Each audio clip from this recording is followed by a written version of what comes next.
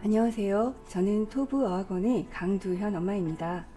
데니얼 카나먼과 아모스 트버스키를 시작으로 본격적으로 연구된 행동경제학에는 수많은 편향들이 존재합니다. 편향은 인간의 인지적 오류를 말하는 것으로 인간은 이성적인 판단만을 한다는 기존 경제학과 대비를 이루는 행동경제학의 대표적인 테마입니다. 따라서 행동경제학은 심리학과 경제학을 함께 고려해야 하므로 상당히 까다롭습니다. 거기에 더하여 우리는 오늘 확률 이론까지 접목해야 합니다. 한편으로는 너무 재미있지만 다른 한편으로는 상당히 고민을 해야 하는 내용이므로 정신을 바짝 차리지 않으면 중간에 길을 놓칠 수 있습니다. 자, 그럼 편향과 확률의 세계로 들어가 보겠습니다. 백그라운드 2권 행동경제학 파트에서 대표성 휴리스틱이라는 걸 배우는데요. 이는 고정관념과 관련된 개념으로 A가 범주 B에 속할 가능성을 판단할 때 A가 B의 이미지 전형과 얼마나 유사한지를 바탕으로 판단한다는 내용입니다. 대표성 휴리스틱의 대표적인 예로 린다 문제라는 유명한 이론이 있는데요. 인간은 당면한 문제에 분명한 논리적 오류가 있음에도 우리가 믿고 싶은 대로 믿는 성향이 아주 강하다는 것입니다. 그 대표적인 예로 우리가 오늘 배우게 될 농구 선수의 핫핸드를 들 수 있습니다. 핫핸드는 농구에서 특정 경기 또는 특정 시기에 평소보다 훨씬 뛰어난 활약을 보여주는 선수를 일컫는 말인데요. 농구 경기를 볼 때 캐스터나 해설위원들의 입에서 자주 듣는 말이기도 합니다. 미국 유명 농구 선수의 경기를 보면 핫핸드라는 단어가 한 경기에도 수십 번씩 등장합니다. 마이클 조던처럼 꾸준히 최상의 능력을 발휘하는 선수라기보다는 특정 기간 동안 신개의 능력을 발휘해서 초인과 같은 힘과 기술로 공을 잡을 때마다 점수로 연결되는 선수에게 붙여진 말이죠. 우리말로 번역하면 뜨거운 손을 가졌다 정도가 되는데 그야말로 손에 불이 붙은 듯한 상황이 그려집니다. 스포츠뿐만 아니라 금융, 소비자 마케팅 등 다양한 영역에서도 이 용어를 사용하고 있는데요. 그렇다면 과연 핫핸드를 가진 선수는 실제로 그 순간 능력이 뛰어난 걸까요? 아니면 착각일까요? 진실은 그 무엇일까요? 곧 밝혀질 핫핸드의 진실과 논리도 중요하지만 핫핸드와 도박사의 오류와의 관계에 대해서도 생각을 하셔야 합니다. 1. 핫핸드 편향 또는 핫핸드 오류. 핫핸드를 가진 선수가 앞으로도 골을 잘 넣으리라 기대하는 대중의 심리를 핫핸드 편향 또는 핫핸드 오류 또는 핫핸드 현상이라고 하는데요. 핫핸드 편향은 미국의 심리학자 톰 길로비치가 80-81 시즌 필라델피아 세븐티식서스 팀을 분석하면서 제시한 이론으로 그는 핫핸드는 없다라는 결론을 내놓습니다. 통계를 보면 핫핸드는 존재하지 않는다는 것이 그의 설명인데요. 대개 농구 경기의 관중들은 두세 번의 슛을 연달아 성공한 선수, 즉 핫핸드를 가진 선수에게는 특별한 힘이 있어서 다음 슛 역시 성공할 거라고 믿는 경향이 강합니다. 하지만 확률의 독립성에 근거해 본다면 이전 슛이 성공했다고 해서 다음 슛의 성공 확률이 변하는 것은 아닌데도 관중들은 물론 선수들까지 그 선수의 다음 슛 시도가 쉽게 성공할 것이라는 믿음을 가집니다. 여기서 잘 들으셔야 합니다. 관중들은 핫핸드를 가진 선수가 슛을 성공하면 다음에도 슛의 성공을 계속 유지해 나갈 거라고 믿습니다. 혹시 이와 비슷한 논리가 떠오르시나요? 이 부분이 바로 조금 뒤에 배우게 될 도박사의 오류와 핫핸드의 차이점입니다. 일단 잘 기억해 두시기 바랍니다. 아무튼 이런 핫핸드 편향이 생기게 된 건 그 나름의 논리가 있을 텐데요. 과연 어떤 근거로 핫핸드를 가진 선수가 뛰어난 슛 성공률을 보인다고 믿게 되는 걸까요? 경기를 자세히 보면 한 명이 연달아 슛을 성공하면 그 선수에게 패스가 집중되는 장면을 볼 수 있습니다. 그 선수가 계속해서 슛을 잘 넣을 거라고 기대하기 때문이죠. 통계에 따르면 핫핸드를 가진 선수의 슛 성공률이 높은 게 아니라 그 선수가 손에 불이 붙어 있는 선수라고 여겨지면서 주위로부터 더 많은 패스를 받게 되고 그로 인해 슛을 던질 기회가 많아지니 당연히 성공한 슛도 많아지게 되는 것으로 핫핸드는 결국 착시 현상일 뿐 통계학적으로는 아무런 의미도 없다는 게 길로비치의 의견입니다. 핫핸드 편향은 운동 경기뿐 아니라 투자에서도 고스란히 적용됩니다. 신규 펀드 투자자가 최근 수익률이 좋은 펀드에 투자하게 되는 것인데요. 투자자는 최근 수익률이 높은 펀드가 앞으로도 좋은 성과를 낼 것이라고 기대하지만 이 역시 확률적으로는 의미가 없습니다. 객관적인 확률을 무시한 채 과거에 성공했으니 이번에도 성공할 거라고 믿는 것은 카드 게임에서든 금융 투자에서든 둘 다 심각한 오류로 인간은 이런 오류에 취약하다고 합니다. 본격적으로 핫핸드 오류의 가능한 원인들을 행동경제학과 확률적으로 설명해 보겠습니다. 첫 번째는 기업 편향입니다. 더 쉬운 말로 생생함 효과라고도 하죠. 이 내용은 백그라운드 2권에 자세히 수록되어 있습니다. 연속으로 두세 개의 슛을 성공하거나 실패하는 것은 일반적인 경우보다 더욱 강한 인상을 줍니다. 인상에 강하게 남은 기억들은 그렇지 않은 기억들보다 상대적으로 회상하기 쉽고 그 결과 그런 강한 인상의 사건들이 일어날 확률을 과대평가하게 되는 것이죠. 또한 이것이 대표성 휴리스틱의 대표적인 사례인 이유는 연속으로 슛을 성공시킨 선수가 다음번에도 슛을 성공할 확률은 아주 낮음에도 불구하고 앞선 전형의 고정관념이 부여되어 그 선수가 또다시 슛을 성공할 것이라고 기대하기 때문입니다. 두 번째는 작은 숫자의 법칙입니다. 역시 백그라운드 2권에 수록되어 있는데요. 대수의 법칙에 따라 표본이 많아지면 통계적 확률은 수학적 확률로 수렴합니다. 우리는 동전을 1000번 던지면 앞면과 뒷면이 나오는 경우의 비가 1대1에 가깝게 수렴할 것을 기대할 수 있습니다. 그러나 이 말은 반대로 하면 적은 표본에서는 얼마든지 극단적인 결과가 나올 수 있다는 것입니다. 이는 백그라운드 1권 확률 부분에서 자세히 설명하도록 하겠습니다. 세 번째는 무작위 편향입니다. 밤하늘에 무작위로 떠있는 별들을 보고 별자리를 지어내는 것처럼 인간은 무작위적 현상에서 패턴을 찾아내는 데 굉장히 능한 패턴 탐지기입니다. 다시 말해 인간은 모든 현상에서 패턴을 찾는 것을 너무 좋아한다는 이야기입니다. 지금부터 이과 학생들은 꼭 따라오기 바랍니다. 연구팀은 성공 10일에 실패 10회의 슈팅 기록을 조합하여 실험 참가자들에게 보여준 뒤 이것이 우연 슈팅인지 연속 슈팅인지 판단하게 했습니다.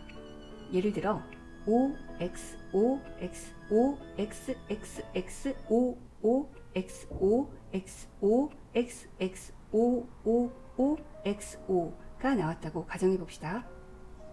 우연 슈팅은 말 그대로 이게 동전의 앞뒤를 던지듯이 독립적인 사건이 나열인지 판단하게 하는 것이고 연속 슈팅은 흔히 말하는 불이 붙었다는 슈팅이죠.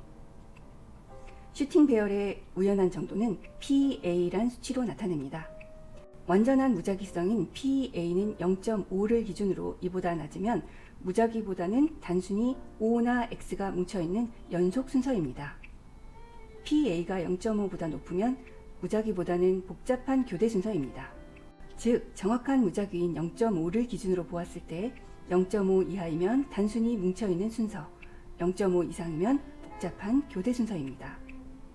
완전한 무작위인 PA는 0.5인 경우에도 약 60%가량의 사람들이 이것을 연속 슈팅이라고 판단했습니다.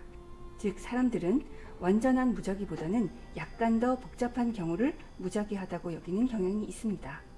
반대로 무작위인 경우에서도 상호 연관성을 찾는 경우도 많습니다. 인간은 실로 패턴 찾기 광신도인 것 같습니다. 역사에서 일어난 전쟁에 대해서도 발생 주기 패턴을 찾으려는 시도가 있었을 정도니까요. 유명한 말이 떠오르네요. 전쟁은 전쟁의 신인 마르스가 주사위를 굴려 1이 2번 나오면 두 나라를 골라 전쟁을 일으키고 평화의 여신 팍스가 주사위를 굴려 6이 2번 나오면 전쟁이 종료된다. 즉 전쟁의 발생에는 아무런 역사적 패턴이 없다는 것입니다. 답이 없는데 답을 찾는 것이 재앙이라 했듯이 패턴이 없는데 패턴을 찾아내려는 것 또한 재앙이 아닐까요? 2. 도박사의 오류. 지금부터는 핫핸드 오류와 비교하며 예를 들어보도록 하겠습니다. 1913년 8월 13일 모나코 몬테카를로의 한 카지노 룰렛에서 26회 연속 짝수가 나옵니다. 26회 연속 짝수가 나올 확률은 약 1억 3,700만 분의 1입니다. 그때 그 자리에 있었던 도박꾼들은 짝수가 15회 연속으로 나왔을 때부터 미친 듯이 홀수에 걸기 시작합니다. 이렇게나 짝수가 많이 나왔는데 다음번에는 홀수가 나오겠지? 라고 생각한 것이죠. 그리고 더 놀랄만한 사건은 그 후에도 11회 더 짝수가 나와서 총 26회 연속 짝수가 나온 것이죠. 또 다른 예를 들어보겠습니다. 야구 심판 실험이 있는데요. 직전이 1회 스트라이크인 경우와 2회 스트라이크인 경우 다음 스트라이크를 어떻게 판정할 것인가에 대한 실험입니다. 너무 정확하여 누가 봐도 스트라이크인 경우엔 편향이 개입할 여지가 없기 때문에 효과를 관찰하기 위해 경계 근방에서 스트라이크가 된 것을 심판이 어떻게 판정하는지를 관찰해 보았습니다. 여기서 스트라이크 한 건 후 스트라이크 판정 확률은 마이너스 3.5, 스트라이크 두 건 후 스트라이크 판정 확률은 마이너스 4.8, 즉 스트라이크 판정을 연달아 할수록 다음번엔 안 하려는 편향이 존재한다는 것이죠. 쉽게 예를 들자면 딸만 3명 연속으로 나왔으니 다음에는 아들을 낳을 것이다. 동전 뒷면이 5번씩이나 나왔으니 이제는 앞면이 나올 차례다 등이 있습니다. 이와 같은 사고를 도박꾼의 오류 혹은 몬테카를로의 오류라고 하는데요. 생각했을 때는 그럴듯하나 실제로는 틀릴 때를 말하는 것이죠. 이는 독립사건을 종속사건으로 착각하여 일어나는 인지적 오류인데요. 확률의 독립성을 염두에 두지 않았기 때문에 발생한 오류입니다. 확률의 독립성을 쉽게 말하자면 전자의 사건이 후자의 사건에 영향을 끼치지 않는다는 것입니다. 동전의 앞면과 뒷면이 나올 확률은 무엇일까요? 2분의 1, 즉 50대 50입니다. 앞면이 연속으로 100번 나와도 101번째 뒷면이 나올 확률은 여전히 50대 50인 거죠. 그래서 확률에는 유명한 말이 있습니다. 확률은 기억이 없다. 확률은 경향이 없다. 확률은 전자의 사건에 대한 기억이 없습니다. 그러므로 항상 50대 50인 것이죠. 3. 핫핸드의 오류와 도박사의 오류의 차이. 우리는 지금까지 두 가지 인지적 오류에 대해 알아보았습니다. 핫핸드의 오류와 도박사의 오류입니다. 혹시 차이점을 발견하셨나요? 설마 발견하지 못한 건가요? 정리해보자면 핫핸드 오류는 연속으로 슛을 성공시킨 선수의 다음 슛 성공 확률이 높아진다고 믿는 오류이고, 도박사의 오류는 핫핸드와 반대로 A가 연속해서 나올수록 다음번에는 A가 나올 확률이 낮아진다고 믿는 오류, 즉 동전의 앞면만 5번 나오면 다음번에는 뒷면에 걸게 되는 심리적 오류이죠. 연속 성공을 보고 특별한 힘이 있다고 믿으면 핫핸드 오류에 빠지는 것이고, 반대로 행운과 불운의 총량이 정해져 있어서 다음번에는 반대로 갈 것이라고 믿으면 도박사의 오류에 빠지는 것입니다. 이런 오류는 저학력자, 빈곤층, 사회적 취약계층에서 상대적으로 많이 발견되기는 하지만 판사, 금융인, 프로야구 심판 등 고도의 전문성을 갖춘 이들도 예외는 아닙니다. 마지막으로 실험 하나만 살펴보고 마칠까 합니다. 굉장히 복잡하고 특이한 실험입니다. 최대한 이해하길 바라요. 실험에서 알아보고자 한 것은 도박사의 오류를 핫핸드 오류를 통해 줄일 수 있는가 하는 것입니다. 즉, 실험자들이 도박사의 오류를 통제할 수 있는가 하는 것이었는데요. 그때 맞상대로 맞불을 놓은 것이 핫핸드 오류입니다. 도박사의 오류와 핫핸드 오류가 정반대의 논리이므로 둘을 붙여놓으면 도박사의 오류가 줄어들지 않을까 하고 생각한 것이죠. 이때 핫핸드 오류를 발생시키기 위해 핫핸드 한 명을 투입시키는데요. 그는 딜러입니다. 딜러가 자신이 핫핸드라고 말하며 앞면 또는 뒷면을 연속적으로 출연시킨 경험이 많다고 합니다. 첫 번째 실험군은 핫핸드인 딜러와 게임을 합니다. 두 번째 실험군은 앞면 또는 뒷면이 연속적으로 출연된 경험이 많았던 동전으로 게임을 합니다. 그리고 세 번째는 통제군입니다. 이후 실험군과 통제군을 다시 각각 두 부류로 나누어 딜러가 중간에 바뀌는 그룹과 바뀌지 않는 그룹으로 나눕니다. 따라서 경우의 수는 총 6이 됩니다. 실험 결과는 어땠을까요? 총 6개의 경우의 수 중에서 핫핸드인 딜러와 게임을 하고 그 핫핸드 딜러가 바뀌지 않은 경우에만 도박사의 오류가 감소합니다. 즉, 핫핸드 오류로만 도박사의 오류를 줄일 수 있다는 결론이 나옵니다. 이쯤 되면 수많은 의문이 생길 텐데요. 수업 시간에 하나씩 다루어 보도록 하겠습니다. 오늘은 핫핸드 이론에 대해 알아보았습니다. 동시에 도박사의 오류도 함께 묶어 융합해 보았습니다. 백그라운드 2권에서 핫핸드 이론은 행동경제학 파트에 포함되어 있는데요. 다시 말하자면 심리학이 깊이 포함된 이론이라는 말입니다. 행동경제학은 최근 들어 굉장히 비중 있게 다루어지는 분야입니다. 시험도 중요하지만 다양한 행동경제학 내의 심리학을 공부하다 보면 경제학과 심리학을 동시에 정복할 수 있는 좋은 기회가 될 것입니다. 어려운 공부하시느라 수고 많으셨습니다. 엄마로서 모두가 자식 같아서 안타깝고 측은한 마음이 들어요. 하지만 때를 놓치면 나중에 후회해도 돌이킬 수 없다는 걸 알기에 이 때를 놓치지 않고 현명하게 극복해 나가시길 바라는 마음입니다. 모두들 힘내시기 바래요. 지금까지 강두현 엄마였습니다. 다음에 또 만나길 기대할게요. 안녕.